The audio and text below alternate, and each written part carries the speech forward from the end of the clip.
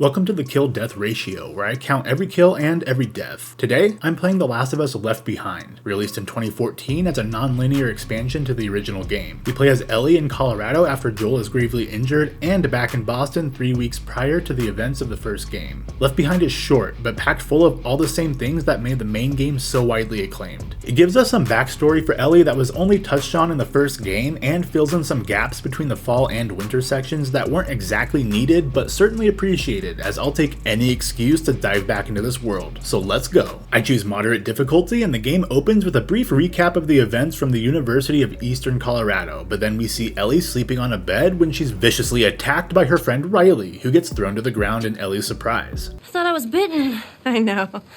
It was kind of awesome. Wow, sick joke, Riley. We find out it's been about a month and a half since these two friends saw each other when Riley reveals she's now a member of the Fireflies. Ellie resides in a boarding school and is still pissed at Riley for disappearing on her, but that won't stop her from a bit of adventuring when Riley offers to explain herself as long as they go for a stroll. Before we find out where they're off to, we flip to Ellie in Colorado as she searches for things to aid Joel with his wound, but there's not a lot in this shop, so she leaves Callus behind to watch over him. We get the title card and lock up the store before we begin searching this deserted mall for medical supplies. We spot a first aid kit locked behind a door and after some searching find the combination required to access the shop next door, where the pharmacist was locked in after they got infected by the cordyceps. We search Mushroom Face and find the key and get a brief scare when it slumps over unexpectedly. This clicker may no longer be alive, but one outside the store certainly is, so I sneak up behind it and quickly add it to the count for the first kill. We unlock the room only to find the first aid kit is totally empty, but outside the window we get a peek at a military helicopter that crashed into the mall after being attacked by an infected person on board. We head towards that with high hopes, and as Ellie jumps over the railing we jump back to the two girls crawling through some windows, just narrowly escaping being discovered. As we navigate this abandoned building, Riley tells us the story of how she joined the Fireflies by tailing them to their hideout. Eventually we climb out onto the rooftop, staying hidden from the soldiers in Boston until we find ourselves inside of an overgrown mall where our girls get their underage drinking on. Riley scares Ellie yet again when we enter this long-abandoned Spirit Halloween. She's not in the mood to fuck around, but after some encouragement, I mashed triangle and let out a mighty roar.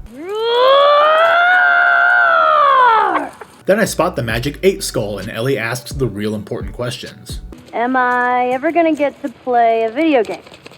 Your chances are dismal. Fuck you, Skull. With Riley in her Killer Clown's mask and Ellie in her Jacob mask, we compete to see who can break the windows on their individual car fastest, and Riley gets fucking wrecked here. Rick? Fucking master! After making a lame excuse, we earn the chance to ask her a question. I choose to hear about Ellie's mom and her relationship with Marlene, only to find out basically nothing. Riley stops and apologizes to Ellie, but in true teenage fashion, the apology is met with some ribbing. You're such a sap. Bet you started it. The fun's not over yet as we restore power to the mall and we exit into the white light, where we continue our search for supplies to help Joel. There's no way to climb up to the helicopter and the gate upstairs is locked, so we follow the yellow wire in hopes of restoring power to it. We enter the corridor where we're scared by a stray kitty as it leads us in the general direction of the generator we need to turn on, that has completely run out of gas. After finding a gas can and a siphon, the room is invaded by stalkers. I blow one up using my only nail bomb and gun down the remaining 3. Then siphon some gas out of a nearby truck and start the generator. The noise attracts a couple more stalkers, but the water is now charged, frying those mushrooms until they're well done. Since their deaths are incidental, I won't be adding them to the count. To avoid the electrified water, we climb up and over until we reach the other side, and in the next room over, there are more infected ready for the count.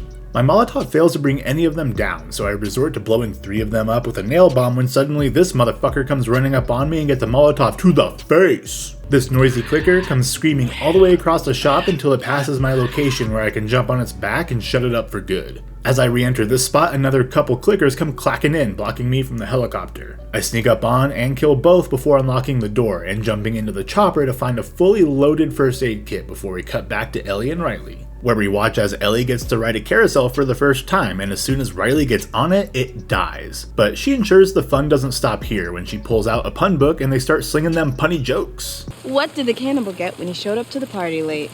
A cold shoulder. I see. I spend the next couple minutes reading jokes out of this book, and in another example of Naughty Dog's attention to detail, this is the same book Ellie told jokes from in the Pittsburgh section. We continue fucking around, taking silly photos of ourselves until it asks us to share our photos on social media, and Ellie asks a very Gen Z question.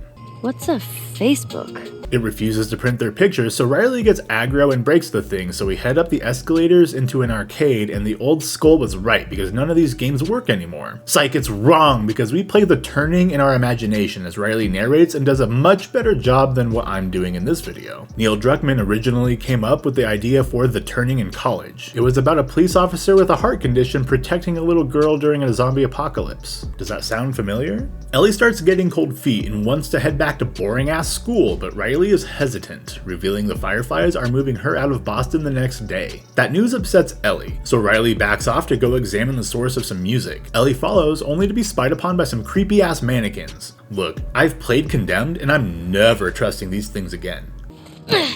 What are you looking at? In the next room over, we find Riley and continue our argument when Riley diffuses it by proposing a water gun fight. This is where we start a fun little sequence reminiscent of our fight with David, where we stalk each other around this store in a competition to see who the better super soaker is. I lose the first one, but win the overall matchup. The water gun skirmish seems to have cleared up their frustration so they can talk. Ellie, knowing this is what Riley has wanted, says she should leave, but Riley is on the fence. Despite being young teenagers doing immature things throughout this game, they're both surprisingly adult during their arguments. No, please don't go. I'll be so miserable without you. Enough serious shit because it's time to throw on Edit James's I Got You Babe and have a dance party. Aw man, back to serious stuff again. Riley yanks her Firefly dog tag off and then they suck face. The butterflies don't last long, however, as infected come rushing in, attracted to that banging music. Riley pulls out her pistol when we go back to Ellie waking up in the helicopter after hearing some gunshots. On my way back to Joel, I watch as clickers tackle and kill a couple guys, giving me a bow and arrow in the process. I sneak up and kill one of the leftover dudes before continuing on into the ventilation system, where I pop out into the sports apparel store that some infected have made home. Two guys enter, so I toss a brick their way to encourage mortal combat between the infected and cannibals to see who wins out. I watch as they fail to even kill one and get mauled, leaving me to mop them up myself. I keep on moving when I get yet another opportunity to pit David's group against the infected. Kill each other, you fucks. It might suppress my kill total, but goddamn is it fun to watch them go at it. One guy decides to hide, providing the perfect opportunity to sever his spine with an arrow. Team Cannibal loses again, so I kill the remaining 4 fungal people. Finally, I come up to the store with Joel and Callus, but these cannibals smell fresh meat and are trying to break in. Using a combination of methods, I take down each guy one by one until I'm caught and punched out. I restart, and after a few kills, I get some infected backup, leaving me to hide and let them kill each other until they enter my shop and let me do as I please. Once they're all dead, Ellie intimidates anyone else remaining into hiding. Anyone's alive! Don't even think about surprising me!